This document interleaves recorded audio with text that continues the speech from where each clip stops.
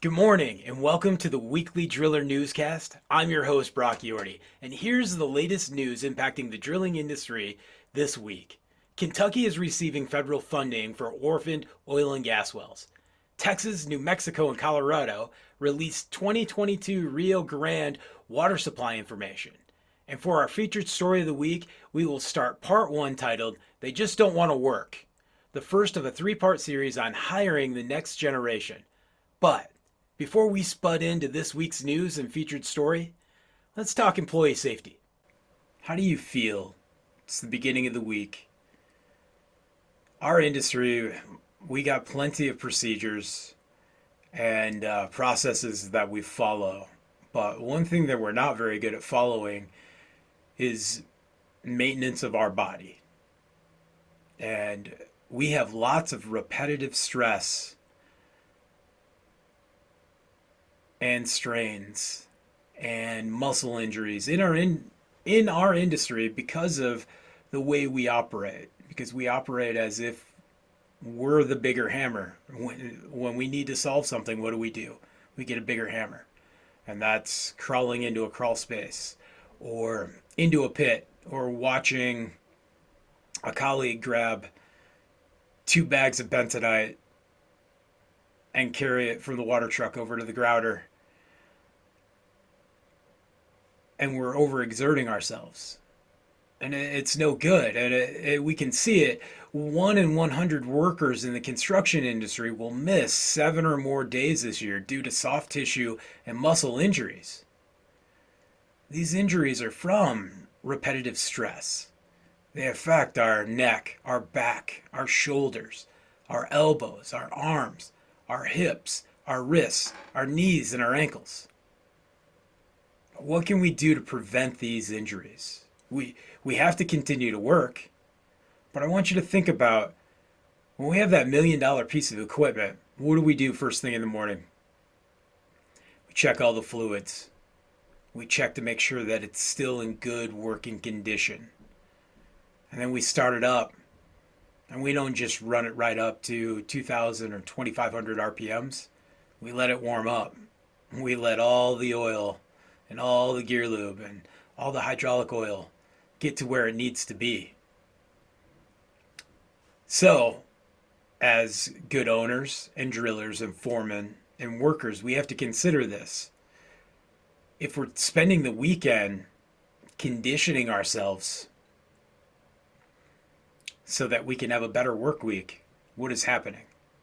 We obviously know that driller, you're going to be looking up at a top head or a Kelly coming down, a repetitive stress to the neck. We swing pipe wrenches that 100%, breaking out and connecting create shoulder injuries and elbow injuries. Think about your hands and how they get swollen. These are all things that we can do better at, because when we end the day, we need to be able to go home and do that honey to-do list. We need to be able to play with our kids. We need to be able to grab them, throw them up in the air. And if you're thinking, well, that's their problem, when you search on the internet for repetitive stress injuries or back injuries or these type of things, it's not OSHA. It's not ergonomics companies that come up first. It's law firms talking about compensation, talking about workman compensation. So we have to understand what we're doing to our bodies as we awkwardly twist or bend, or the overexertion, and understanding these sprains and tears and strains. And just like as we start the morning and that rig needs time, or that service truck needs time to get prepped, I want you to think back to high school sports and maybe even college sports. What did you do before practice? What did you do before big games? We're athletes. We're worth way more than that $1 million piece of equipment. We stretched. We flexed. We conditioned. We made sure we were hydrated. And that's what it's going to come to. We jump in a service truck, or we jump in that rig and we drive it 45 minutes to a job site, and we jump out and we put our PPE on. Right that moment, it's time to get our backs and our knees and our shoulders and elbows and our necks and every piece of us limber again so that we don't have those type of soft tissue injuries. It's time we consider we are worth more than that $1 million piece of equipment because it's nothing without us being there. We've got to work smarter, safer, better processes, tools, in identifying those risks. We can't use our body as the bigger hammer. Be safe. Now on to the news that is impacting our industry this week. Funding has been released to Kentucky through the federal infrastructure law for $104 million to abandon orphan oil and gas wells. Cleanup activities will help improve air and water quality while creating Kentucky jobs. That's from U.S. Senator Republican leader McConnell. This is a problem in nearly every county, but until now, our local governments have not had the funding required to complete the cleanup projects on a large scale, McConnell said. With today's funding announcement, Kentucky communities will have the necessary resources to launch new cleanup projects, create Kentucky jobs. There are more than 14,000 documented orphan wells in Kentucky, and new ones are found on a regular basis. This grant will allow us to make great progress in locating and capping these abandoned wells. It's from Governor Andy Beshear. There is about $1 billion available for state cleanup on orphan wells. A report from 2019 estimated that there are over 130,000 documented orphan wells in the U.S. Last year, Jeremy Verduzco and I, on the Drilling Insight podcast, interviewed the Well Done Foundation, a nonprofit in the western United States abandoning orphan wells there and also in Pennsylvania and soon in Ohio. They need good quality drilling companies that are capable of helping remove tubing and abandoning these wells. There are lots of opportunities throughout the United States, and there is funding available for 28 states right now through the federal infrastructure law to abandon these orphan oil and gas wells. We should all be doing our part. Yes, you guessed it. Now back to the western United States and how the drought is impacting all of those water communities. The water shared by Colorado, New Mexico, and Texas through the Rio Grande had last week's federal water managers release the annual operating plan for the Rio Grande. The basis of the report says we can keep the river flowing if weather cooperates. Just like the Great Lakes, the Rio Grande has a compact that was established in 1938 to give equitable apportionment of the Rio Grande waters to New Mexico, Texas, from Colorado. In the first 30 years of the compact, Colorado did not release the agreed upon water, owing New Mexico 1 million acre feet of water, and in turn, New Mexico owing Texas 500,000 acre feet of water. The water is distributed from the Elephant Butte and the Caballo reservoirs. When these reservoirs are at capacity, the compact states that all states are released from water debt obligations as water is dumped downstream.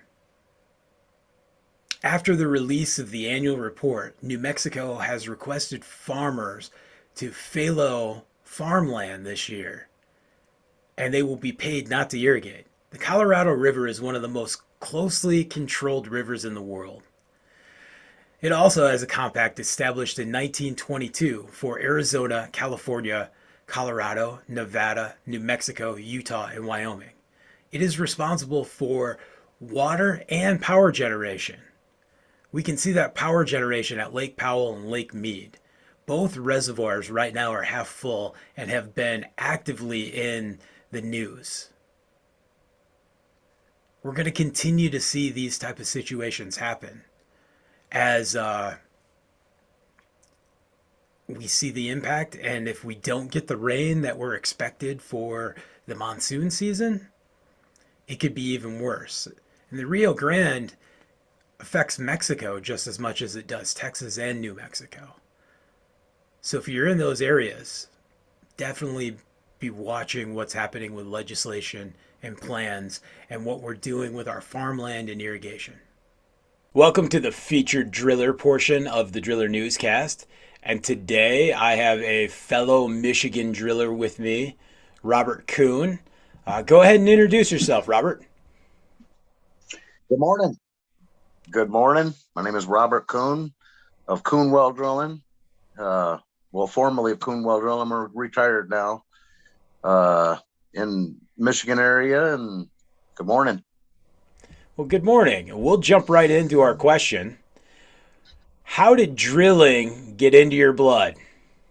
Well, by injection. Like most owners, have been born into it. Their family owned companies. Actually, there's only one person that I know of that's an owner that wasn't born into it in this area. So, I was born into it. I'm fifth generation. So that's how I got started. The trucks, ever since I was a little kid, the trucks always amazed me. So, and, when you finish it well and get it pumping and stuff, and it's like, my dad used to say, it's almost like fire. You can sit there and watch a well being pumped, and it's mesmerizing, like watching a fire, so I was taken right off the get-go. I completely agree. It's there's something spiritual about, getting to help make water come out of the ground and provide that resource to others. Right. Yep, very satisfying. Fifth generation, that means there's a lot of lessons you must have had. What is one big lesson you'd like to share with the industry? Stay safe. I've seen so many accidents. As a matter of fact, I have a good friend that I've spoken with you about that right now he's recovering in University Medical Center in Ann Arbor. Tragic situation. Raised his boom. He was pulling a sub out of a well, and he went to raise his boom, raised it up into some power lines. Now, this is a man that's been in the business for 40 plus years, very experienced, and I can't understand. Got comfortable, and just an oversight. Maybe the sun got in his eyes. We don't know, but he was electrocuted, and he's in bad shape. Stay safe. So, final question. You're fifth generation. I'm third generation. It's one of those situations where if you're in the industry and you've heard the stories around the dinner table and you know how important water is, it's easy to be inspired to be part of it. But how do we inspire, this next generation coming in, or how do we get some more young folks in our industry? That's a tough question, because anymore, what I've seen, especially this young generation, they don't want to work. They don't want to work hard, and they don't want to work hard and nasty for sure. And, it's a tough job. It's hard. It's hot in the summer, cold in the winter, colder in the well digger's Watusi, and it's, you get injured. That's, I don't know. The owners need to start breeding more drillers, I guess. I don't know how to answer that one, Brock. I think about it a lot. I lie awake at night thinking about how many more drillers we need for everything that's happening. And I truly believe it was really easy for us as a culture to tell a son or a daughter or a nephew or somebody close to the family, jump down in that hole and do what you're doing. And yeah, it's going to be hard and hot and miserable, and you're the worm. And it was okay when you were the son or the daughter. Right. And there again, you can be the son or the daughter. And, it's like my dad used to say, there's well drillers and then there's not. It takes a special breed to have the perseverance to go through that in the hot months and in the cold months and getting your hands smashed and still doing the job and sticking at it. And, I don't, and a lot of people don't have it, you know. Um, that is a problem that I'll tell you what. I mean, I couldn't even get my son to go that way. He's a plumber. Yeah. So, yep. There are no more coons in coon well drilling after 100 years, 100 years since 1917 to, and that's when it was incorporated to 2017. Yep. Yep. We're a dying breed. Bob, I'm really appreciative for you coming on today and talking and sharing with us. And it's neat to hear about 100-year-old companies. Although maybe paused, there's still a chance that you know uh, Well, the name lives on. It was sold, so the name lives on, and you know, but there's just none of us working it anymore. sure. So I wouldn't mind getting involved some kind of way, but my spine just doesn't allow me to get out there and with a shovel or stand on that rig. That'd Yep. take me to death. Get on some rock. But I'd love it. Don't turn. I guarantee you. I still have dreams about being on the rig. Oh yeah. Once it's in us for life. Thanks again, Bob. You guys stay safe out there. Have a good one. For our main story of the week, we'll be kicking off a three-part series on hiring the next generation. This is part one. They just don't want to work. I don't know how many times over the past 10 years I've heard that. Or the discussion on our age gap being the millennials' fault. So we really need to drill deep into where this age gap is coming from. How did we get here? And why do we continue to just say, they don't want to work? This job's too hard.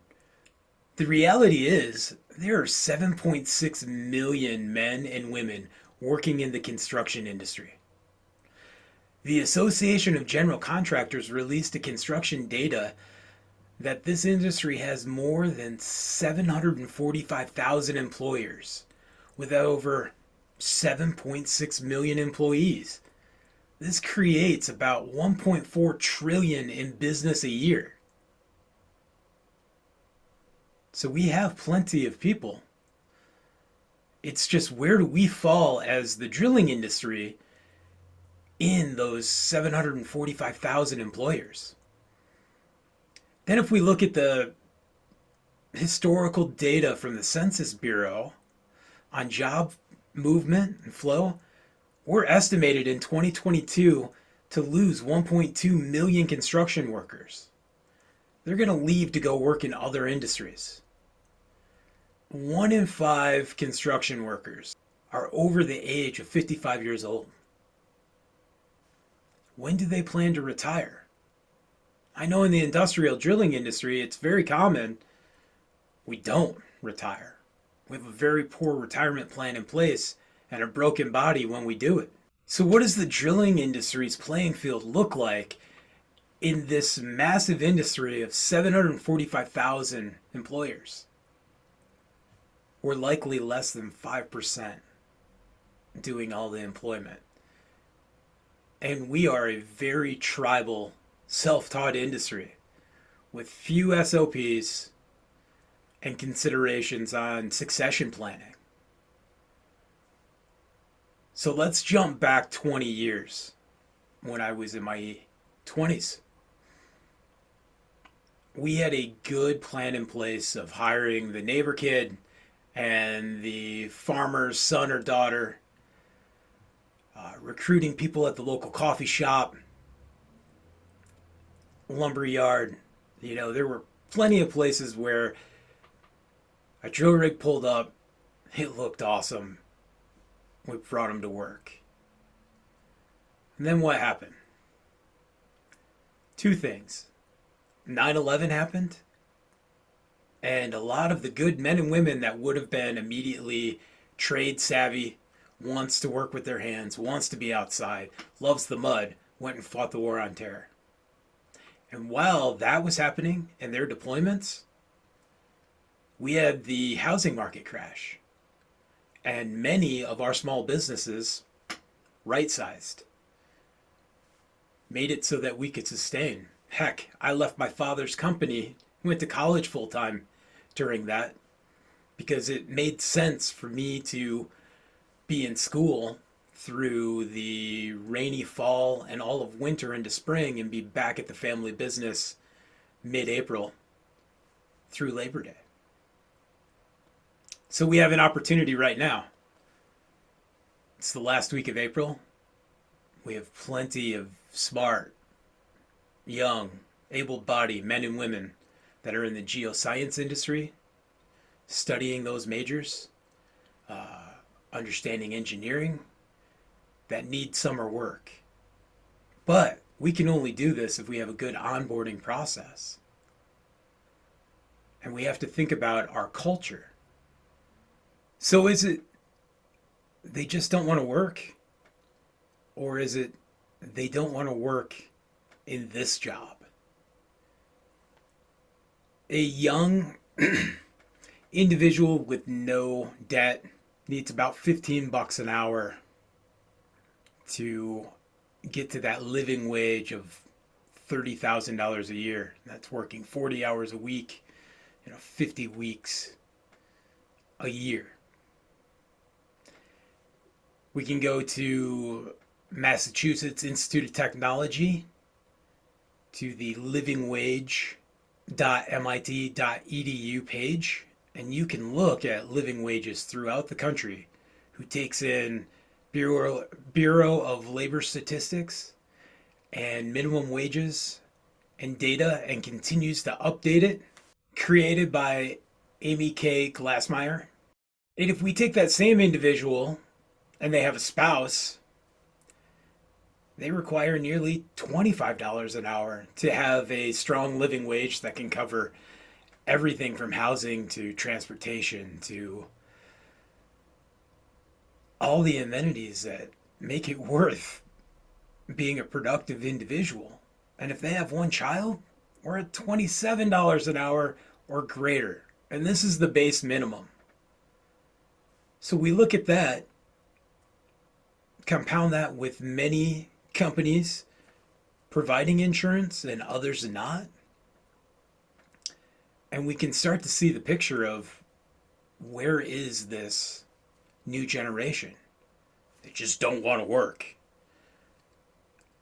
There's no inspiration in holding a shovel and pulling cuttings out of a pan or digging a ditch.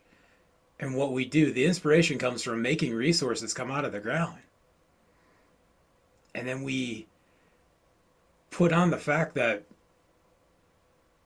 there are a lot of other construction trade jobs out there paying better. The idea of, I'm going to pay you this, but you can work all the hours you want, is a poor business plan.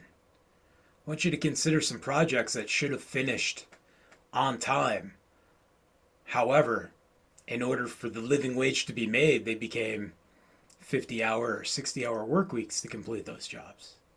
Beyond that, we get into the idea of our new generation likely didn't have shop class, stopped having all of the hands-on aspects of what 20 years ago was a common practice.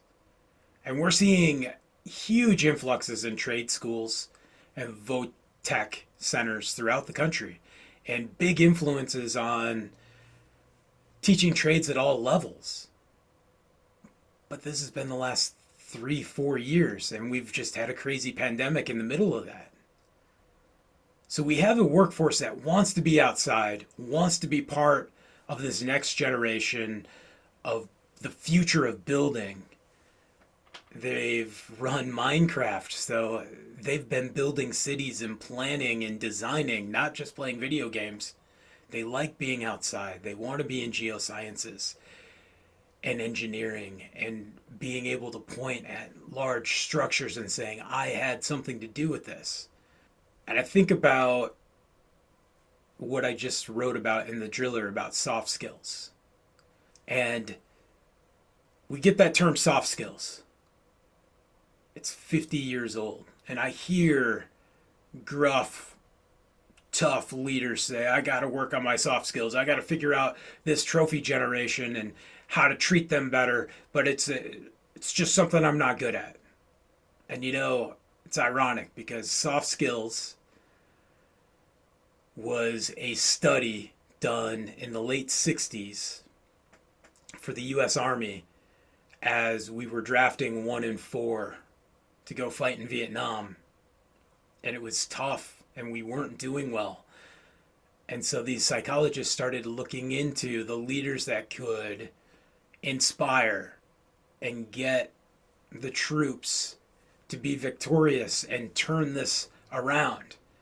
And they deemed them soft skills, were the leadership skills and persuasion and inspiration and communication. And hard skills was being able to run heavy equipment and tactics and shooting and the things that we can do by repetition. And the generation that just couldn't win, just didn't know how to work, was the youngest of the boomer generation.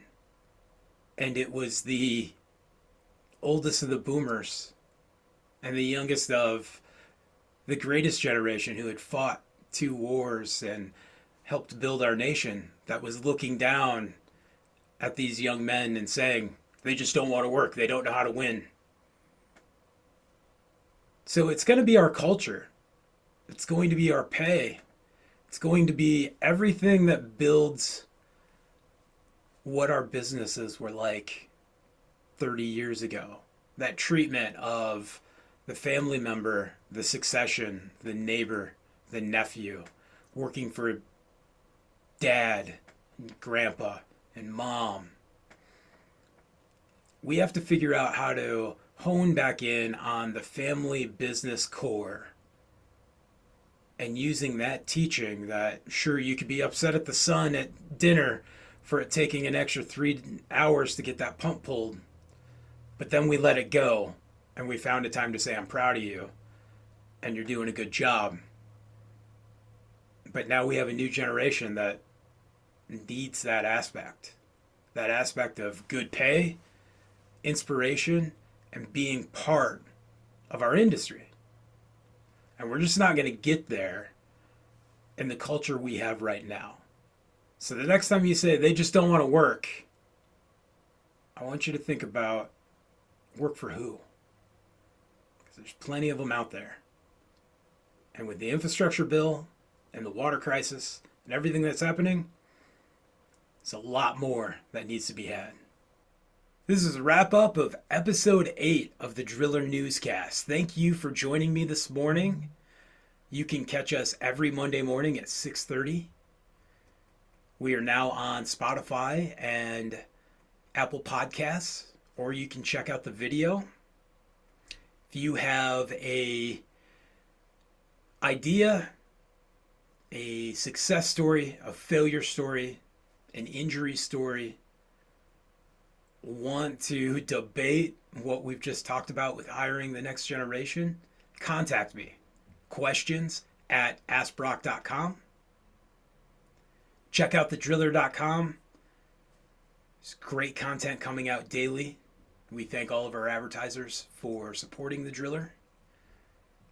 And be safe, have a great week, and start thinking right here on where this next generation is coming from and how we support our country and the infrastructure and everything that's happening, but how we also support the water crisis around the world.